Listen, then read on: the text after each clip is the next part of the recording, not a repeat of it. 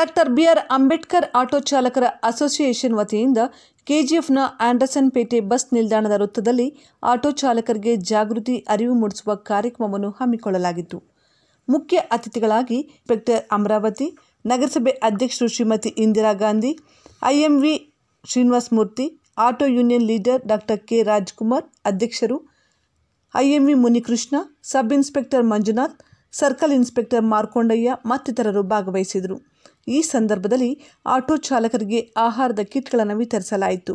ಇದೇ ಸಂದರ್ಭದಲ್ಲಿ ವಾಹನ ಪರವಾನಗಿ, badge, labour card, best auto driver ಪ್ರಶಸ್ತಿಗಳನ್ನು ನೀಡಲಾಯಿತು. ಅದಕ್ಕೆ ನಮ್ಗೆ ಸಂಬಳ ಕೊಡೋದು. ಈಗ ಏನು ವೈಲೇಷನ್ಸ್ ಆಗುತ್ತೆ ಅದಕ್ಕೆ ಫೈನ್ ಕಲೆಕ್ಟ್ ಮಾಡೋದಾಗ್ಲಿ, ಕೋರ್ಟ್ ಬರೆಯೋದಾಗ್ಲಿ ಮಾಡ್ತೀವಿ. ಈಗ ಸಣ್ಣದಾಗಿ ನಮ್ಗೆ ಕೆಜಿಎಫ್ ಅಲ್ಲಿ ನಾನ್ ಬಂದು 2 ವರ್ಷ ಆಯ್ತು. ರಾಜ್ಕುಮಾರ್ ಅವ್ರಿಗೆ ಸುಮಾರು ಸತಿ ಹೇಳಿದೀವಿ. ಸುಮಾರು ಜನಕ್ಕೆ ಡ್ರೈವಿಂಗ್ ಲೈಸೆನ್ಸ್ ಇಲ್ಲ, ಇನ್ಶೂರೆನ್ಸ್ ಇಲ್ಲ, ಗಾಡಿ ಡಾಕ್ಯುಮೆಂಟ್ಸ್ ಇರೋದಿಲ್ಲ. ಮಾಡಿಸ್ತೀವಿ ಅಂತ ಅಸೋಸಿಯೇಷನ್ ಅವರು ಬರ್ತಾರೆ. ಒಂದ್ 2 ತಿಂಗಳು ಟೈಮ್ ಕೊಡಿ, 3 ತಿಂಗಳು ಟೈಮ್ ಕೊಡಿ ಅಂತಾರೆ. ಆ 3 ತಿಂಗಳು 2 ತಿಂಗಳು ನಂದು 2 ವರ್ಷ ಕಂಪ್ಲೀಟ್ ಆಗೋಯ್ತು, ಇನ್ನ ಆಗಿಲ್ಲ. ಸ್ವಲ್ಪ ಜನ ಮಾಡ್ಸಿದಾರೆ, ಇಲ್ಲ ಅಂತ ಹೇಳೋದಿಲ್ಲ, ಸ್ವಲ್ಪ ಜನಕ್ಕೆ ಮಾಡಿಸ್ಕೊಂಡಿದ್ದಾರೆ. ಈಗ ನಾವ್ ಯಾಕೆ ಪದೇ ಪದೇ ನಿಮ್ಗೆ ಎಲ್ಲಾ ಡಾಕ್ಯುಮೆಂಟ್ಸ್ ಕರೆಕ್ಟ್ ಆಗಿ ಇಟ್ಕೊಡಿ ಅಂತ ಯಾಕೆ ಹೇಳ್ತೀವಿ ಅಂತ, ಏನೋ ಸಣ್ಣ ಪುಟ್ಟ ಏನಾದ್ರು ಆದಾಗ ಅಚಾನಕ್ ಆಗೋಗ್ಬಿಡುತ್ತೆ, ಆಗೋದ್ ಬೇಡ, ಆಗೋಗ್ಬಿಡುತ್ತೆ. ಯಾವ್ದೋ ಒಂದು ಆಕ್ಸಿಡೆಂಟ್ ಆಯ್ತು, ಗಾಡಿ ಡಾಕ್ಯುಮೆಂಟ್ಸ್ ಇರೋದಿಲ್ಲ, ಮತ್ತೆ ಇನ್ಶೂರೆನ್ಸ್ ಇರೋದಿಲ್ಲ. ಈಗ ಮೊನ್ನೆ ಚಿಕ್ಕ ಮಕ್ಕಳು ಗಾಡಿಗಳು ಓಡಿಸಿ ಆಕ್ಸಿಡೆಂಟ್ ಆದ್ವು. ಕೆಲವು ಗಾಡಿಗಳಿಗೆ ಇನ್ಶೂರೆನ್ಸ್ ಇರೋದಿಲ್ಲ, ಟ್ರಿಪಲ್ ರೈಡಿಂಗ್ ಹೋಗ್ತಾರೆ. ಈ ಪರ್ಟಿಕ್ಯುಲರ್ ಆಗಿ ಆಟೋ ಹೇಳ್ಬೇಕು ಅಂದ್ರೆ, ಈಗ ನಮ್ಮ ಒಂದು ಒಳ್ಳೆ ಪಿಕ್ಚರ್ ಹಾಕಿದೆ ನೋಡಿ, ಲಾಸ್ಟ್ ಅಲ್ಲಿ ಇದೆ ಆಟೋ. ನಮ್ಮೆಲ್ಲ ಇದೇ ಪರಿಸ್ಥಿತಿಯೇ ಇಲ್ವಾ? ನೀವ್ ಹೇಳ್ಬೇಕು. ಏನ್ ಸ್ಕೂಲ್ ಮಕ್ಕಳನ್ನ ಬೆಳಗ್ಗೆ ಮಧ್ಯಾಹ್ನ ಸಂಜೆ ಕರ್ಕೊಂಡ್ ಬರ್ತೀರಾ? ಇದೇ ರೀತಿ ಕರ್ಕೊಂಡ್ ಬರ್ತೀರಾ, ಇಲ್ಲ 4-5 ಜನ ಕರ್ಕೊಂಡ್ ಬರ್ತೀರಾ? ಏನಪ್ಪಾ ನೀವ್ ಹೇಳ್ಬೇಕೀಗ. ಆ ಪಿಕ್ಚರ್ ಕರೆಕ್ಟ್ ಆಗಿದೆಯಾ ಇಲ್ವಾ? ಕರೆಕ್ಟ್ ಆಗಿದೆ. ಅದನ್ನ ಸರಿ ಮಾಡ್ಬೇಕು ಅಂದ್ರೆ ಏನ್ ಮಾಡ್ಬೇಕು? ಇಬ್ರು ಬಲ್ಲಪ್ಪ, 3 ಜನ. 3 ಜನ ಆಯ್ತು. ಮಕ್ಳಿರ್ತಾರೆ, 4 ಜನ ಹಾಕೊಡಿ ನೋಡಿ. ಅದ್ರಲ್ಲಿ ಹಿಡ್ಕೊಂಡು ಟೂ ವೀಲರ್ ಎಲ್ಲ ಸ್ವಾಮಿ, ಆಟೋಗೆ ಹೇಳ್ತಿರೋದು. ಟೂ ವೀಲರ್ ಬೇಡ ಈಗ. ಆಯ್ತು, ಇರೋದು ಪರ್ಮಿಟ್ ಇರೋದು 3 ಜನಕ್ಕೆ. ನೀವು 4 ಜನ ಅಂತೀರಾ, ಪರವಾಗಿಲ್ಲ. 4 ನಿಮ್ಮನ್ನು ಸೇರಿಸಿ ನೋಡಿಪ್ಪ. ಅವ್ರಿಗೆಲ್ಲ ಗೊತ್ತಿದೆ, ಆದ್ರೂ ಅವರೇ ಕರ್ಕೊಂಡು ಹೋಗ್ತಾರೆ ಒಂದ್ 10 ಜನನ. ಏನ್ ಮಾಡೋಣ ಅವ್ರಿಗೆ?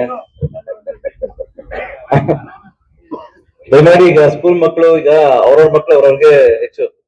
ಈ ಸಣ್ಣದಾಗಿ ಏನಾದ್ರು ಶಿಕ್ಷಣ ಆಯ್ತು ಅಂದ್ರೆ ಭಾರಿ ಸಮಸ್ಯೆ ಆಗುತ್ತೆ. ದಯಮಾಡಿ ಆ ಆಟೋ ಓಡಿಸ್ತಾರೆ ಸ್ಕೂಲ್ ಮಕ್ಳು, ಸ್ಕೂಲ್ ಟೈಮ್ ಆಗೋಗುತ್ತೆ, 2 ನಿಮಿಷ 3 ನಿಮಿಷ ಅಂತ ಅಂತ ಹೋಗ್ತಾರೆ.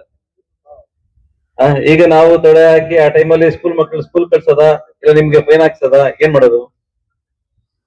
ನಾವು ಬಂದಾಗಲಿಂದ ಹೇಳ್ತೀವಿ, ರಾಜ್ಕುಮಾರ್ ಅವ್ರಿಗೂ ಹೇಳ್ತಿದೀವಿ, ಎಲ್ಲರಿಗೂ ಹೇಳ್ತಾ ಇದೀವಿ, ಮೀಟಿಂಗ್ ಮಾಡಿ ಹೇಳ್ತೀವಿ ಎಲ್ಲ ಕರೆಕ್ಟ್ ಮಾಡ್ಕೊಳ್ಳಿ ಅಂತ. ಏನು ರೂಲ್ಸ್ ಇದೆ, ಏನ್ ನಮ್ಮ ಸರ್ಕಾರ ಏನ್ ಗೈಡ್ಲೈನ್ಸ್ ಕೊಟ್ಟಿದೆ ಅದೇ ರೀತಿ ನಡ್ಕೊಳ್ಳಿ ಅಂತ. ಆದ್ರೆ majority of them are not following. ಯಾರು ಫಾಲೋ ಮಾಡೋದಿಲ್ಲ, 90% ಯಾರು ಫಾಲೋ ಮಾಡೋದಿಲ್ಲ, 10% ಮಾಡ್ತಾರೆ. ಯೂನಿಫಾರ್ಮ್ ಹಾಕೊಳ್ಳಿ ಅಂತೀವಿ, ಯೂನಿಫಾರ್ಮ್ ಹಾಕೋದಿಲ್ಲ. ಮತ್ತೆ ನಿಮ್ ಕಾರ್ಡ್ ಡಿಸ್ಪ್ಲೇ ಮಾಡಿ ಏನು ಹೇಳೋದಿಲ್ಲ. ಎಲ್ಲ ಏನ್ ಮಾಡ್ಬಾರ್ದು ಅದೆಲ್ಲ ಮಾಡ್ತಾರೆ. ನಾವ್ ಏನ್ ಹೇಳ್ತೀವಿ ಅದ್ ಮಾಡೋದಿಲ್ಲ. ಆಟೋ ಸ್ಟ್ಯಾಂಡ್ ಅಲ್ಲಿ ಇರುತ್ತೆ, ಆಟೋ ಸ್ಟ್ಯಾಂಡ್ ಅಲ್ಲಿ ನಿಲ್ಸಲ್ಲ ಗಾಡಿ. ಆಟೋ ಸ್ಟ್ಯಾಂಡ್ ಈಗ ಏನಪ್ಪ ಇವನು ಫಂಕ್ಷನ್ ಕರೆದು ಬಿಟ್ಟಿದ್ದಾರ ಎಲ್ಲ ಹೇಳ್ತಾರೆ ಅನ್ಕೊಂತ ನಿಮ್ ತಲೆ ಬಂದಿರುತ್ತೆ. ಇದ್ರೆ ಪರವಾಗಿಲ್ಲ, ನಮ್ಗೆ ಏನು ಸಮಸ್ಯೆ ಇಲ್ಲ. ನಾವ್ ಹೇಳೋದ್ ಹೇಳ್ತೀವಿ. ರಾಜ್ಕುಮಾರ್ ಅವರು ಒಂದು ಒಳ್ಳೆ ಕಾರ್ಯಕ್ರಮ ಸೇರ್ಸಿದೀರಾ, ಎಲ್ಲರೂ ಗೊತ್ತಾಗಿ ಹೇಳ್ತಿದೀನಿ. ಏನ್ ಬೇಕೇ ಅವ್ರಿಗೆ ಟೀಕೆ ಮಾಡೋದಿಲ್ಲ. ಈಗ ನೀವೇನ್ ಮಾಡ್ತೀರೋ ಅದನ್ನ ಹೇಳ್ತಿದೀನಿ, ಇದನ್ನ ಸರಿಪಡಿಸ್ಕೊಳ್ಳಿ. ಆಟೋ ಸ್ಟ್ಯಾಂಡ್ ಅಲ್ಲಿ ಆಟೋದಲ್ಲಿ ನಿಂತ್ಕೊಳ್ಳಿ, ಆಟೋ ಸ್ಟ್ಯಾಂಡ್ ಅಲ್ಲಿ ನಿಲ್ಸ್ಕೊಳ್ಳಿ, ಮತ್ತೆ ರೋಡ್ ಬರೋದು ಬೇಡ. ಈಗ ಕಾನೂನು ಅರಿವು ಕಾರ್ಯಕ್ರಮ, ರಸ್ತೆ ಸಂಚಾರದ ಬಗ್ಗೆ ಅರಿವು ಕಾರ್ಯಕ್ರಮ, ಜೊತೆಗೆ ಆಟೋ ಚಾಲಕರಿಗೆ 10 kg ಅಕ್ಕಿ ವಿತರಣೆ ಹಾಗೂ ಉಚಿತವಾಗಿ ಡ್ರೈವಿಂಗ್ ಲೈಸೆನ್ಸ್ ವಿತರಣೆ, ಮತ್ತೆ ಆಟೋ ಚಾಲಕರಿಗೆ ಲೇಬರ್ ಕಾರ್ಡ್ ವಿತರಣೆ ಹಾಗೂ ಟ್ರಾಫಿಕ್ ರೂಲ್ಸ್ ನ ಫಾಲೋ ಮಾಡಿ ಎಲ್ಲ ವಾಹನದ ಎಲ್ಲ ಡಾಕ್ಯುಮೆಂಟ್ಸ್ ನ ಇಟ್ಕೊಂಡು ಟ್ರಾಫಿಕ್ ರೂಲ್ಸ್ ನ ಫಾಲೋ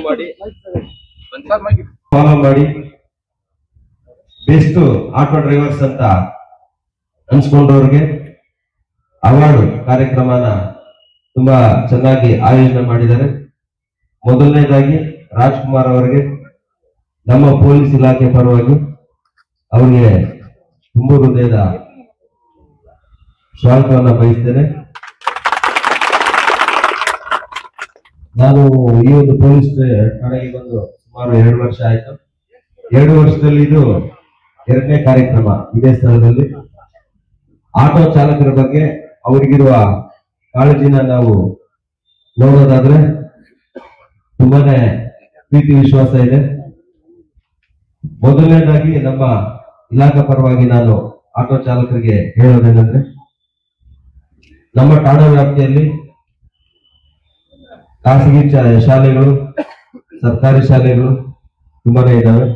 ಜೊತೆಗೆ ಆಟೋಗಳು ಸಹಿತ ತುಂಬಾನೇ ಇದ್ದಾವೆ. ಆಟೋ ಚಾಲಕರು ಸಹಿತ ತುಂಬಾ ಜನ ಇದ್ದಾರೆ. ಮುಖ್ಯವಾಗಿ ಹೇಳೋದಾದ್ರೆ, ಒಂದು ಆಟೋ ಇದೆ ಅಂತಂದ್ರೆ ಆಟೋಗೆ ಮುಖ್ಯವಾಗಿ ರಿಜಿಸ್ಟ್ರೇಷನ್ ಸರ್ಟಿಫಿಕೇಟ್ ಇರಬೇಕು. ಅಂದ್ರೆ ಆಟೋಗೆ ಯಾರಾದ್ರೂ ಒಬ್ರು ಓನರ್ ಇರಬೇಕು. ಆಮೇಲೆ ಆಟೋನ ನಾವು ಓಡಿಸ್ತೀವಿ ಅಂತಂದ್ರೆ, ಅಂದ್ರೆ ಡ್ರೈವರ್ ಆಗಿ ಆ ಸೀಟಲ್ಲಿ ಕೂತ್ಕೊಳ್ಳೋದಕ್ಕಿಂತ ಮುಂಚೆ ಯೂನಿಫಾರ್ಮ್ ಹಾಕಿರ್ಬೇಕು. ಯೂನಿಫಾರ್ಮ್ ಹಾಕಿದ್ಮೇಲೆ ಆ ಸೀಟಲ್ಲಿ ಕೂತ್ಕೊಂಡ್ಮೇಲೆ ನಮ್ಗೆ ಡ್ರೈವಿಂಗ್ ಲೈಸೆನ್ಸ್ ಇರಬೇಕು. ಜೊತೆಗೆ ಆ ವೆಹಿಕಲ್ಗೆ ಎಮಿಷನ್ ಟೆಸ್ಟ್ ಸರ್ಟಿಫಿಕೇಟ್ ಇರಬೇಕು, ಇನ್ಶೂರೆನ್ಸ್ ಕಾಪಿ ಇರಬೇಕು. ಮುಖ್ಯವಾಗಿ ಈ ಒಂದು ಡಾಕ್ಯುಮೆಂಟ್ಸ್ ನಾವು ಆಟೋದಲ್ಲಿ ಇಟ್ಕೊಂಡು ನಂತರ ಆಟೋನ ಚಾಲನೆ ಮಾಡಬೇಕು. ಎಲ್ಲಾ ಡಾಕ್ಯುಮೆಂಟ್ಸ್ ಇದ್ರೂ ಸಹಿತ ನಾವು ರಸ್ತೆ ಬದಿಯಲ್ಲಿ ನಿಧಾನವಾಗಿ ಹೋಗ್ಬೇಕು. ಗಾಡಿನ ತುಂಬಾ ಸ್ಪೀಡ್ ಆಗಿ ಚಲಾಯಿಸಬಾರ್ದು. ಜೊತೆಗೆ ನಮ್ಮ ಉದ್ದೇಶ ಬರೀ ಹಣ ಸಂಪಾದನೆ ಮಾಡೋದೇ ಆಗ್ಬಾರ್ದು. ಮುಖ್ಯವಾಗಿ ಏನು ನಮ್ಮ ಉದ್ದೇಶ ಆಗ್ಬೇಕು, ಡ್ರೈವರ್ಸ್ಗೆ ಪ್ರಯಾಣಿಕರು ನಮ್ಮನ್ನ ನಂಬಿ ಬರ್ತಾರೆ. ಅವ್ರನ್ನ ಒಂದು ಸ್ಥಳದಿಂದ, ಅಂದ್ರೆ ಒಂದು ಪ್ಲೇಸ್ ಇಂದ ಇನ್ನೊಂದು ಪ್ಲೇಸ್ಗೆ, ಒಂದು ಸ್ಥಳದಿಂದ ಇನ್ನೊಂದು ಸ್ಥಳಕ್ಕೆ ಸುರಕ್ಷಿತವಾಗಿ ಕರ್ಕೊಂಡೋಗಿ ಬಿಡೋದೇ ನಮ್ಮ ನಿಮ್ಮೆಲ್ಲರ ಆದ್ಯ ಕರ್ತವ್ಯ. ನಿಜನಾ? ನಿಜ ಅಲ್ವಾ? ಸುರಕ್ಷಿತವಾಗಿ ಕರ್ಕೊಂಡು ಹೋಗ್ಬೇಕಂದ್ರೆ ಕೆಲವೊಂದು ಟ್ರಾಫಿಕ್ ರೂಲ್ಸ್ ನ ಫಾಲೋ ಮಾಡ್ಬೇಕು. ಏನು, ಸ್ಪೀಡ್ ಆಗಿ ಹೋಗ್ಬಾರ್ದು. ಜೊತೆಗೆ ನಾವು ಕರೆಕ್ಟ್ ಆಗಿ ಡ್ರೈವ್ ಮಾಡ್ಕೊಂಡು ಹೋದ್ರು ಸಹಿತ ಎದುರುಗಡೆ ಬರೋ ವ್ಯಕ್ತಿಗೂ ರ್ಯಾಶ್ ಅಂಡ್ ನೆಗ್ಲಿಜೆನ್ಸಿಯಾಗಿ ಡ್ರೈವ್ ಮಾಡ್ಕೊಂಡು ಬರ್ಬೋದು. ಆಟೋದಲ್ಲಿ ಒಂದು ಫ್ಯಾಮಿಲಿನೇ ಕೂತಿರ್ಬೋದು, ಅಥವಾ ಸ್ಕೂಲ್ಗೆ ಹೋಗೋ ಮಕ್ಕಳು ಕೂತಿರ್ಬೋದು, ವಯಸ್ಸಾಗಿರೋರು ಕೂತಿರ್ಬೋದು, ಮಹಿಳೆಯರು ಮತ್ತು ಮಕ್ಕಳು ಕೂತಿರ್ಬೋದು. ಅವ್ರಿಗೆ ನಾವು ಯಾವ ರೀತಿ ಭದ್ರತೆ ಒದಗಿಸ್ತೀವಿ ಅಂತಂದ್ರೆ, ಒಂದು ಪ್ಲೇಸ್ ಇಂದ ಸುರಕ್ಷಿತವಾಗಿ ಕರ್ಕೊಂಡು ಹೋಗಿ ಅವ್ರು ಎಲ್ಲಿ ತಲುಪಬೇಕಲ್ವಾ ಅಲ್ಲಿ ಸುರಕ್ಷಿತವಾಗಿ ಅವ್ರನ್ನ ಡ್ರಾಪ್ ಮಾಡಿ, ಜೊತೆಗೆ ಏನು ನಿಮ್ಮ ದರ ಇದೆ, ಮೀಟರ್ ದರ ಇದೆಯಲ್ವಾ, ಅಷ್ಟೇ ಅಮೌಂಟ್ ನ ನೀವು ತಗೋಬೇಕು. ಆ ಸಂದರ್ಭದಲ್ಲಿ ನಿಮ್ಮ ಚಾಲಕರ ಮೇಲೆ ಇರೋ ಪ್ರೀತಿ, ವಿಶ್ವಾಸ, ಅಭಿಮಾನ ಸಾರ್ವಜನಿಕರಿಗೆ ಇನ್ನೂ ಜಾಸ್ತಿ ಆಗುತ್ತೆ. ಪೊಲೀಸ್ ಅಧಿಕಾರಿ ಮತ್ತು ಸಿಬ್ಬಂದಿಗಳಿಗೂ ಸಹಿತ ನಿಮ್ಮ ಮೇಲೆ ಗೌರವ ಬರುತ್ತೆ. ಸಮಾಜದಲ್ಲಿ ಹಿಂದೆ ಸಾಕಷ್ಟು ಸಿನಿಮಾ ನಟರು ಸಹ ಆಟೋ ಡ್ರೈವರ್ಸ್ ಮೇಲೆ ತುಂಬಾನೇ ಸಿನಿಮಾಗಳನ್ನು ಸಹ ಮಾಡಿದ್ದಾರೆ. ಆ ಸಿನಿಮಾಗಳನ್ನೆಲ್ಲ ನೀವು ವಿವಿಧ ಭಾಷೆಗಳಲ್ಲಿ ನೋಡಿರ್ತೀರ. ಎಲ್ಲ ಒಳ್ಳೆ ಕೆಲಸಗಳನ್ನ ನೀವು ಮೈಗೂಡಿಸ್ಕೊಂಡು ಆಟೋವನ್ನ ಡ್ರೈವ್ ಮಾಡ್ತೀರಾ ಅನ್ನೋ ಒಂದು ನಂಬಿಕೆ ನನಗಿದೆ. ಯಾರ ಹತ್ರ ಡ್ರೈವಿಂಗ್ ಲೈಸೆನ್ಸ್ ಇಲ್ಲ, ಇನ್ಶೂರೆನ್ಸ್ ಇಲ್ಲ, ವೆಹಿಕಲ್ಗೆ RC ಇಲ್ಲ, ಎಮಿಷನ್ ಸರ್ಟಿಫಿಕೇಟ್ ಇಲ್ಲ, ದಯವಿಟ್ಟು ನಮ್ಮ ARTO ಕಚೇರಿಯಿಂದ ಅಧಿಕಾರಿಗಳು ಬಂದಿದ್ದಾರೆ, ಅವರೆಲ್ಲ ನಾವು ಮನವಿ ಮಾಡೋದಂದ್ರೆ, ಸರ್ ಯಾರಾದ್ರೂ ಡ್ರೈವರ್ಸ್ ಬಂದ್ರೆ ದಯವಿಟ್ಟು ಸ್ವಲ್ಪ ಬೇಗ ಡಾಕ್ಯುಮೆಂಟ್ಸ್ ಮಾಡ್ಕೊಳ್ಳಿ. ಇಟ್ಕೊಂಡಾಗ ಆಕ್ಸಿಡೆಂಟ್ ಅನ್ನೋದು ಬೇಕಾಗಿ ಬರೋದಿಲ್ಲ, ಆಕಸ್ಮಿಕವಾಗಿ ಅಚಾನಕ್ ಆಗಿ ಆಗುವಂತವು. 2024ನೇ ಇಸ್ವಿಯಲ್ಲಿ ನಮ್ಮ ರಾಜ್ಯ ಸರ್ಕಾರವು ಕರ್ನಾಟಕ ಮೋಟಾರು ಸಾರಿಗೆ ಮತ್ತು ಇತರ ಸಂಬಂಧಿತ ಕಾರ್ಮಿಕರಿಗೆ ಸಾಮಾಜಿಕ ಭದ್ರತೆ ಹಾಗೂ ಅದರ ಕ್ಷೇಮಾಭಿವೃದ್ಧಿ ಮಂಡಳಿ ಅನ್ನೋದನ್ನ ರಚನೆ ಮಾಡಿದೆ. ಆ ಮಂಡಳಿಯ ಮೂಲಕ ವಿವಿಧ ಕಾರ್ಮಿಕರಿಗೆ, ಅಂದ್ರೆ ಟ್ರಾನ್ಸ್ಪೋರ್ಟ್ ರಿಲೇಟೆಡ್ ವರ್ಕರ್ಸ್ ಮಾತ್ರ ಈ ಬೋರ್ಡ್ ಸೀಮಿತ ಆಗಿರುತ್ತೆ. ಅದ್ರಲ್ಲಿ ಯಾವ್ಯಾವ ಕ್ಯಾಟಗರಿ ವರ್ಕರ್ಸ್ ಬರ್ತಾರೆ ಅನ್ನೋದನ್ನ ನಾನು ಹೇಳ್ತೀನಿ. ಆಮೇಲೆ ಏನೇನ್ ಬೆನಿಫಿಟ್ ಸಿಗುತ್ತೆ ಈ ಲೇಬರ್ ಕಾರ್ಡ್ ಮಾಡೋದ್ರಿಂದ ಅನ್ನೋದನ್ನ ನಾನು ಹೇಳ್ತೀನಿ. ಸೊ ಫಸ್ಟ್ ಈ ಯಾವ್ಯಾವ ಕ್ಯಾಟಗರಿ ವರ್ಕರ್ಸ್ ಬರ್ತಾರೆ ಅಂದ್ರೆ, ಡ್ರೈವರ್ಸ್, ಐದರ್ ಹೆವಿ ವೆಹಿಕಲ್ ಡ್ರೈವರ್ಸ್ ಆಗಿರ್ಬೋದು, ಆಟೋ ಡ್ರೈವರ್ಸ್ ಆಗಿರ್ಬೋದು, ಕಾರ್ ಡ್ರೈವರ್ಸ್, ಕಮರ್ಷಿಯಲ್ ಪರ್ಪಸ್ಗೆ ಏನೆಲ್ಲ ಯಾರೆಲ್ಲ ಡ್ರೈವರ್ಸ್ ಇರ್ತಾರೋ ಅಂತವರು ಈ ಲೇಬರ್ ಕಾರ್ಡ್ ನ ಪಡಿಬಹುದು. ಆಮೇಲೆ ಕ್ಲೀನರ್ಸ್ ಮತ್ತೆ ಮೇಂಟೈನರ್ಸ್, ಬಸ್ಗಳ ಮೇಂಟೆನೆನ್ಸ್ ಇರ್ತಾರಲ್ವಾ ಅವರು ಬರ್ತಾರೆ.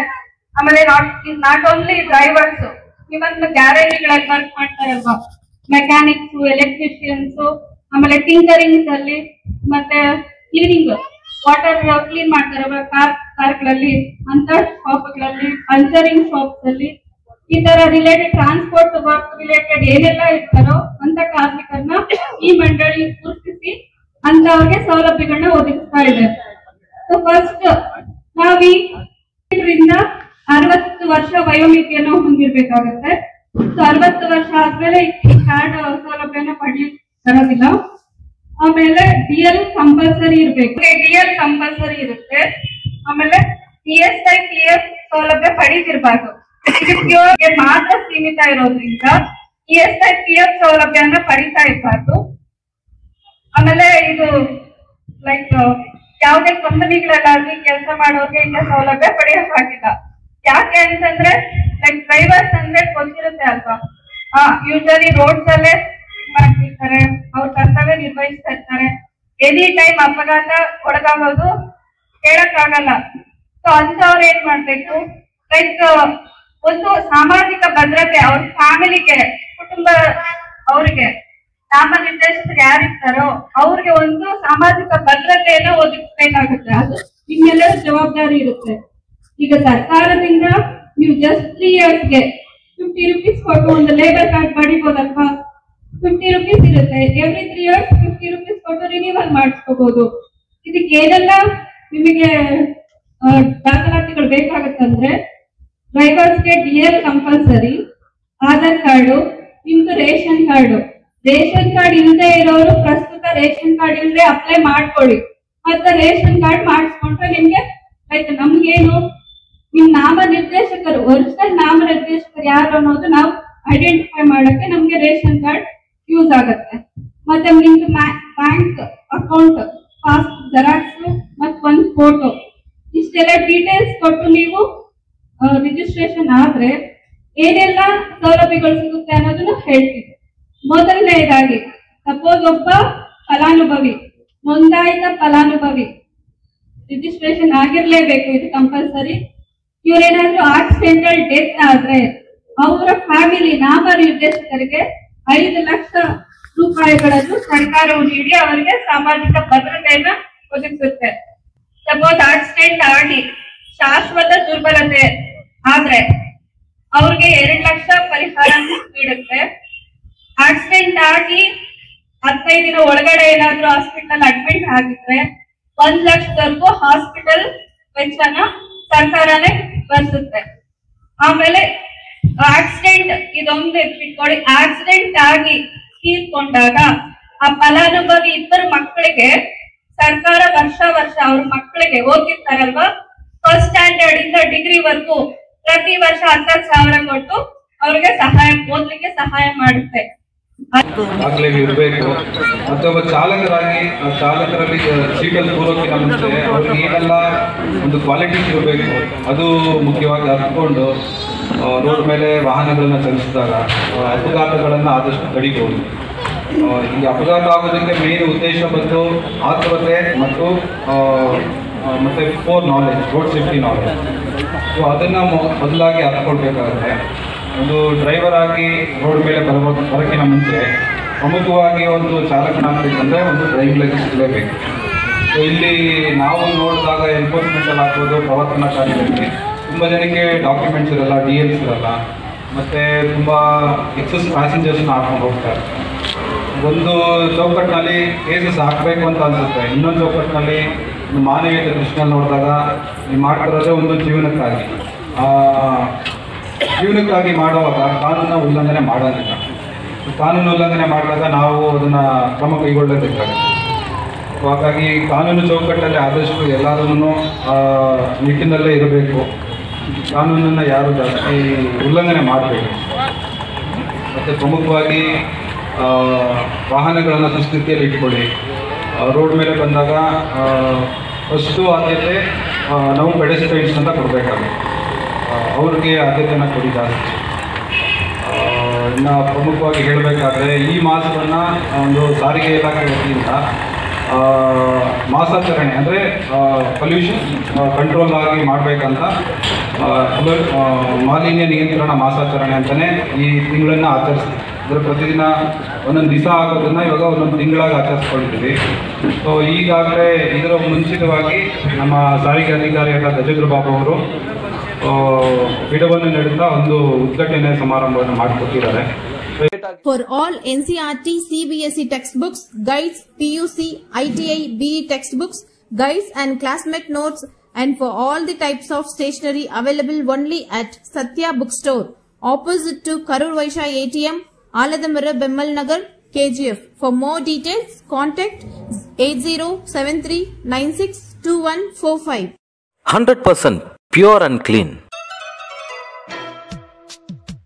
No compromise. Best quality. Family restaurant. 100% Hamburg and Dindukal style biryani. 100% Venus biryani. Near Government Maternity Hospital, Maharaja Road, Robertson Peak.